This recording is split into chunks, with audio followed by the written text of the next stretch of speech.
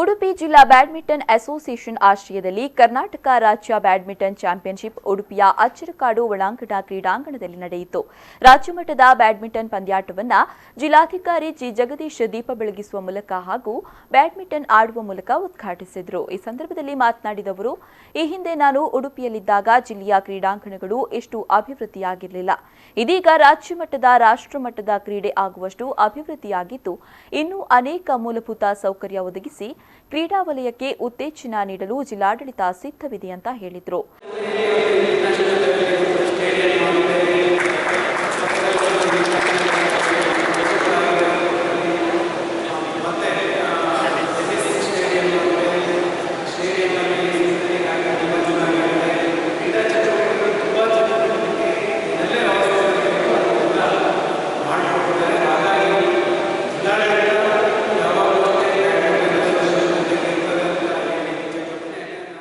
ಸಮಾರಂಭದಲ್ಲಿ ಮಾಹಿಯ ಸಹ ಕುಲಾಧಿಪತಿ ಡಾಕ್ಟರ್ ಎಚ್.ಎಸ್. ಬಳ್ಳಾಲ್ ಮಾತನಾಡಿದರು.